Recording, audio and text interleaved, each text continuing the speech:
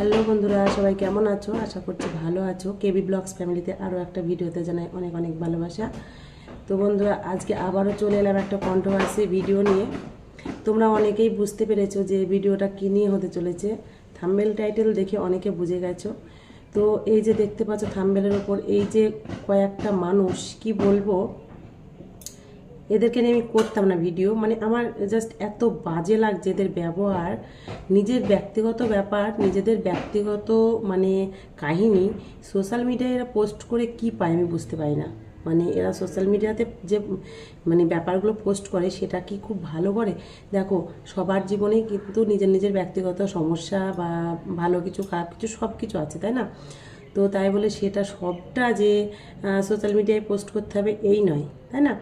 তো সেক্ষেত্রে দেখো, আমি প্রথমে ভাবতাম যখন এদের ভিডিও দেখতাম, পিঙ্কি পাল, দিশানি, তারপরে প্রীতম, প্রীতম কি দুনিয়া, প্রীতম কি দুনিয়া জানি না, প্রীতম দত্ত না কি টাইটেল জানি না, তো যাই হোক। আর এই যে সবার শেষে বলবো রিমি, রিমি এই যে একটা খতরনাক মহিলা, যে মহিলার মানে কি বলতো, মানে কি বলবো, এর কোনো ভাষা নেই। আর ওই দিশানি, এই যে দুটো মহিলা মানে একটা পুরুষকে নিয়ে দুটো মহিলা, এখনকার যুগের মেয়ে পাচ্ছে না, মানে ছেলেরা বিয়ে করার জন্য মেয়ে পাচ্ছে না। আর এরা একটা পুরুষ নিয়ে দুজন যে মানে কিছু ছেঁড়াছিড়ি, কি বলবো এদেরকে, মানে কিছু ভাষায় প্রকাশ করার না। ফার্স্টে বিয়ে করলো দিশানি প্রীতমকে, তখন টিকটক থাকতে থেকে ওদের মানে আমি যতটা চিনি টিকটক থাকাকালীন ওদের রিলেশন। তারপরে হচ্ছে দিশানিকে বিয়ে করলো, বিয়ে করার পর হচ্ছে ওরা বেশ টানা 2 বছর, 1-1.5 বছর, 2 বছরের কাছাকাছি সংসার করলো। বেশ ভালো কথা, সংসার করলো। আর দিশানির সঙ্গে বেশি কিন্তু মানাতো প্রীতমকে। তো ভালো কথা, 2 বছর সংসার করার পর ওকে আর ভালো লাগলো না, ছেড়ে দিলাম। একদম এদের এদের লাইফটা হয়েছে একদম পুরো কী বলতো, সিনেমার মতন। সিনেমাতে যেরকম হয় না, মানে সিনেমা হয় যেরকম আর কি, রিয়েল লাইফে হয় না। এখন দেখি রিয়েল লাইফে সিনেমার থেকেও বেশি কিছু। তো প্রীতম ছেড়ে দিল, দিশানিকে ছেড়ে দিল, দিশানি দুজনকে ছেড়ে দিল, ঠিক আছে। তারপরে আবার দিশানিকে দেখানোর জন্য প্রীতম আবার ধরলো কাকে, ওই যে হচ্ছে রায়বাগিনী, ওই যে রিমিকে, রিমিকে ধরলো। ওই যে ট্যাটুয়ার মানে ট্যাটুয়ালা মার্কা গায়ে পিঠে, কোনো জায়গায় তো বাদ নেই, কি বলবো, একটা দজ্জাল মহিলা। আর ওর মা আছে, ওর মাকে আমি ভীষণ ভালোবাসতাম। ওর মাকেও অনেক ভিডিওতে আমি মানে ভালো কমেন্ট করেছি, মানে লাইক কমেন্ট সব কিছু করতাম, আর ভিডিও দেখতাম, ভালো লাগতো। কিন্তু আমি দেখি মানে যখন যেদিকে যায় ওর মেয়ে, তখন সেই দিকটা পাল্টি খায়, বুঝি না কী কারণে। এই আবার কেমন মহিলা। ওর মাও তো একবার মানে ওর মা তো রিমি কিন্তু ওই যে তপন পালের মেয়ে কিন্তু রিমি না, রিমির বাবা কিন্তু অন্য কেউ, ঠিক আছে। পিঙ্কি পাল কিন্তু অন্য জনের স্ত্রী, তপন পালকে কিন্তু পরে বিয়ে করেছিল শুনেছি নাকি। তো যাই হোক, সেটা বড় কথা না, বড় কথা হচ্ছে কি বলবো, এখনকার যুগে মানে এরকম তো হয়ই। আর তারপরে আবার যাক, ওর মায়ের তো এরকম আছে একটা ব্যাপার।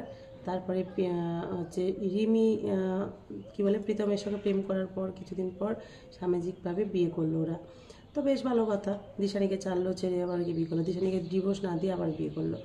তো করার পর হচ্ছে বেশ চলতে আবার ওদের মধ্যে এমন একটা ঝামেলা হলো, কি বলবো, সেই সোশ্যাল মিডিয়া পুরো প্রীতম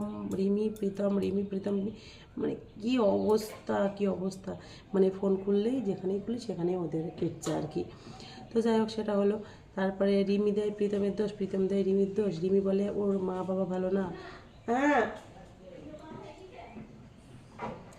তো যাই হোক, তারপরে হচ্ছে বললো নাকি প্রীতমের মা নাকি খুব একটা ভালো না। প্রীতমের মা কি পচা আলুর তরকারি খাওয়ায়, পচা আলু সিদ্ধ করে রান্না করে দেয়, এই সেই নানান রকম কথা বললো। প্রীতমের মায়ের দোষ দিল। তারপরে হচ্ছে প্রীতমের বাবার দোষ দিল, উনি নাকি ভালো না, প্রীতম ভালো না, দুশ্চরিত্র, এই সেই নানান রকম কেচ্চা কাণ্ড। আর এদিক থেকে প্রীতম আমার ভিডিও করে, রিমিকে আমি খুব ভালোবাসি, হচ্ছে রিমিকে ছাড়া বাঁচবো না, এই সেই যতই দোষ দেখি রিমিকে আমি চাই। আর এদিকে পিঙ্কি পাল আছে, ওই যে রিমির মা বলছে আমি যেতে দেবো না। এইরকম কেচ্চা নানান রকম হলো, এইভাবে চললো প্রায় 7-8 মাস একভাবে চলে যাবে। যাকে ওর দোষ দেয়, ও লাইভ করে ওর দোষ দেয়, এই সেই হলো, ভালো কথা।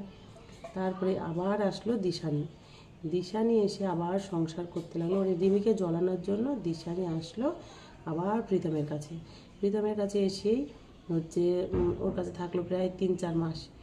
এইখানে ঘুরতে যাওয়া, ওইখানে ঘুরতে যাওয়া, দীঘায় যাওয়া, তারপরে কোনো হোটেলে যাওয়া, মানে নানা A to Z সব কিছু, মানে প্রীতমের সাথে দিশানি সবটা করে নিল। আবার মানে প্রথম বিয়ে করার পর তারপর আবার রিমি বিয়ে করলো, রিমি ছেড়ে গেল, আবার হচ্ছে কি দিশানি আসলো।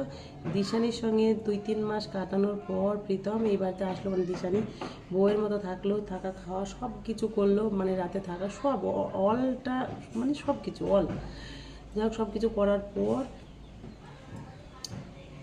হচ্ছে আবার রিমি কী করলো, এইসব দেখে সহ্য হলো না, রিমি হাত কাটলো। রিমি হাত কাটার পর তারপরে হচ্ছে কি প্রীতম গেল মানে দিয়ে রিমিকে দেখতে। তো যাই হোক দেখার পর তারপরে ওর বুকটা ফেটে গেল, জানি না কী হলো। তারপরে আবার দিশানির সঙ্গে হয়তো একটু কোনো মনোমালিন্য হয়েছে, দিশানি আবার ছেড়ে গেল বাড়ি। দিশানি চলে যাওয়ার পর তারপর আবার কিছুদিন পর দেখি আবার এখন রিমি যদি শ্বশুর করে ঢুকছে। ওর যেদিন বার্থডে তার আগের দিন, তার মানে 2-4 দিন আগে, রিমির যেদিন বার্থডে তার 2-3 মানে 1 সপ্তাহ মতন আগে দেখছে আবার হচ্ছে প্রীতমের বাড়িতে ঢুকে পড়েছে, ইন্ট্রো নিয়েছে। তার আগে একবার প্রীতমের মায়ের একটা বড় অপারেশন হলো, সেখানে সে ভিডিওগুলো দেখলাম যে কঠিন পরিস্থিতির মধ্যে তখনও যায়নি, তখনও কিন্তু তখন দিশানি ছিল, আর তখনও কিন্তু রিমির যাওয়া অবশ্যই উচিত ছিল, রিমি যায়নি।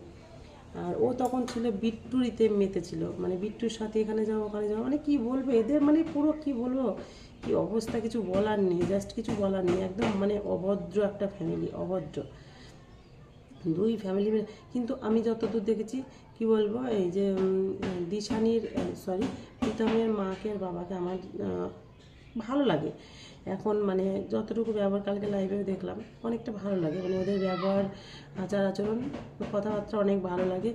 কিন্তু ওই যে পিঙ্কি পাল ওনাকেও ভালো লাগে, ওনাকেও খারাপ লাগে না, কিন্তু ওই যে উনি মেয়ে সাহিত্যে সাই দেয়, এইটা খুব ভালো লাগে। মেয়ে একটা মানে আদুরে আদুরে ভাব, মানে টুমি টুমি করে কথা বলবে, এমন ভাব নেবে মনে হবে যেন কিচ্ছু জানে না, কিন্তু এমন আদিক্ষেত, আমার মানে কী বলবো, একদম মানে বাজে একটা মহিলা, বাজে মহিলা। যাই হোক সব বাদ ছাদ দিয়ে রিমি আসলো এই সংসারে, এখন সংসার করছে চুটিয়ে। সংসার করতে করতে মনে হয় এখন আজ 1 মাসও হয়নি সংসার করছে, সংসার করতে করতে হঠাৎ এখন আবার হতে ধরছে, মানে কি বলবো, আবার শুরু হয়েছে সেই মানে ক্যাপচা, মানে কি বলবো, কিছু বলার নেই। ও সেদিন দেখলাম পিঙ্কি পাল এসেছিলো দিশানিদের প্রীতমদের বাড়িতে, তারপরে মানে খাওয়া দাওয়া করলো, ভিডিও করলো, এই করলো ওই করলো বার্থডের দিন। তারপরে এখন আবার নাকি পিঙ্কি পাল বলছে যে আমার মেয়েকে দেবো না, আবার ঘুরিয়ে আনে, এই সেই, মানে কী বলবো, কিছু বলার নেই, মানে ওই বাজে লাগছে একদম, ওদের নামে কথা বলতে একদম বাজে লাগছে। তারপরে মানে বলছে আর কি, কী বলবো, ওদের মানে গায়ে রাগটা মেটালাম ভিডিওটা করে, ঠিক আছে। যদি ওদের পর্যন্ত পৌঁছায়, ওরা দেখবে অবশ্যই, তোমরা একটু সেই মানে সাপোর্টটা করো যেন ওদের পর্যন্ত পৌঁছায়, ওদের এই কেচ্চাগুলো যেন ওরা হচ্ছে কি নিজে কানে শোনে আর দেখে, মানে কী কী করেছে ওরা তো ভুলে যায়, অসভ্য। তো যাই হোক চলো, ভিডিওটা এতটুকুই, দেখা হচ্ছে পরে একটা ভিডিওতে, সবাই ভালো থেকো। আর আমার কন্ট্রোভার্সি ভিডিও তোমাদের কার কার ভালো লাগে অবশ্যই কমেন্ট করে জানিও, আর আমার ডেলি ব্লগ কেমন লাগে সেগুলোও জানিও কমেন্ট করে, একটা করে লাইক কমেন্ট শেয়ার করতে বলো না। হ্যাঁ, যারা চ্যানেলে নতুন তারা অবশ্যই অবশ্যই চ্যানেলটিকে সাবস্ক্রাইব করে দিও। আর চলো টাটা, কিছু বলার নেই। আর আমার একটা চ্যানেল আছে কৃষ্ণা বৈরাগ্য ব্লগ, যেটা আমার শর্টস দিই, তো তোমরা ওই চ্যানেলে গিয়ে ঘুরে এসো, অনেক ভালো লাগবে, অনেক শর্ট ভিডিও বানাই, তোমরা দেখলে ভালো লাগবে আশা করি। তো চলো টাটা।